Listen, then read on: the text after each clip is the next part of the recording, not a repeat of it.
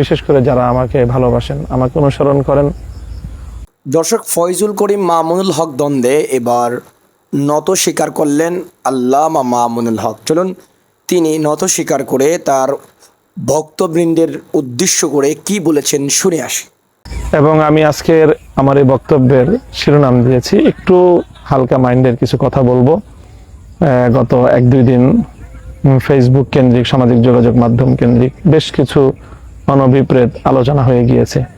আমি সংশ্লিষ্ট সকলের প্রতি, বিশেষ করে যারা আমাকে ভালোবাসেন, আমাকে অনুসরণ করেন অথবা আমার নির্দেশনা অনুসরণ করার মানসিকতা রাখেন, তাদের সকলকে বলবো যে সংঘাতমূলক কথা থেকে আপনি ফিরে আসুন।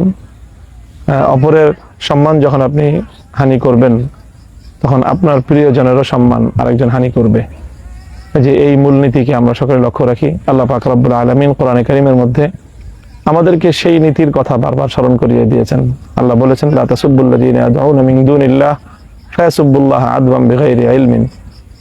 আল্লাহকে বাদ দিয়ে অমুসলিমরা বা মুশরিকরা তারা তাদের যে সকল উপাস্যদেরকে পূজা করে, তোমরা তাদেরকে গালি দিও না, তাদেরকে তোমরা আজে বাজে মন্তব্যে জর্জরিত করো না। সেক্ষেত্রে তারাও তোমাদের উপাস্য, তোমাদের রব, তোমাদের আল্লাহকে আজে বাজে অভিযুক্ত করবে বা অভিহিত করবে এবং গালাগাল করবে। তো সেটার দায় তোমাকে নিতে হবে, কারণ তুমি তাদের উপাস্যকে গালি দিয়ে তোমার উপাস্যকেও গালি দেওয়ার একটা পরিবেশ তুমি তৈরি করেছো।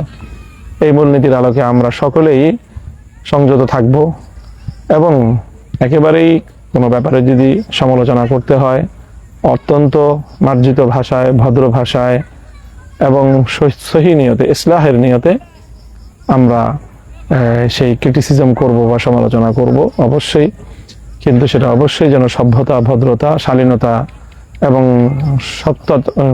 সত্যতার মানদণ্ডে উত্তীর্ণ হয়। সেই সীমারেখা মেনে চলে আমরা করবো ইনশাল্লাহ।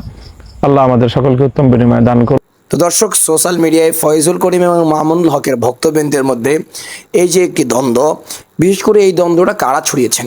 বিশেষ করে মামুনুল হক সাহেবের দলেরও লোকজন এই দ্বন্দ্বটা সরিয়েছেন এবং ইসলামী আন্দোলন বাংলাদেশের দলের লোকেরাও এই দ্বন্দ্বটা সরিয়েছেন। তো আমি এখন দেখতেছি যে মামুনুল হক সাহেবের দলের একজন মোল্লা খালেদ নামে একজন চুনাপুটি, উনি পীর সাহেব চরমনায় দেখে মূর্খ টুর্খ অনেক কিছুই বলল, যারা ফলপ্রসূতে পীর সাহেব চরমনায়ের মুরিদরা ওনাকে 501 বলল, বা মামুনুল হক সাহেবের কিছু মেয়েদের সাথে ফোন করার যে রেকর্ডিং আছে সেগুলো আপলোড করলো। তো এখানে মামুনুল হক সাহেব তো ঠিক কথাই বলেছেন। মামুনুল হক যদি এই মুহূর্তে মামুনুল হক সাহেব যদি এই মুহূর্তে তার দর্শক বিন্দুদেরকে সামাল না দেন, তার ভক্ত বিন্দুদেরকে যদি সামাল না দেন, তাদেরকে যদি থামতে না বলেন, হতে পারে মামুনুল হক সাহেবের যে একদম ছোটোখাটো যেই অজানা ব্যাপারগুলো আছে সেগুলো প্রকাশ হয়ে যাবে। তো যাই হোক না কেন, এই মোল্লা খালেদের কারণে হয়তো মামুনুল হক সাহেবের মানহানি হচ্ছে।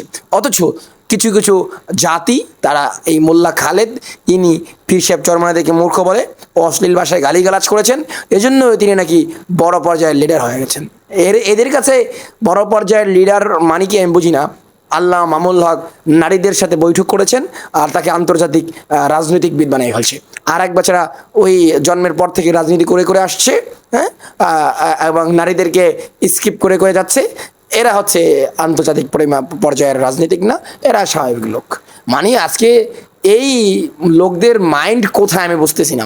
এদের মাইন্ড কি এখানে নাকি নিচে, আল্লাহ পাক জানে।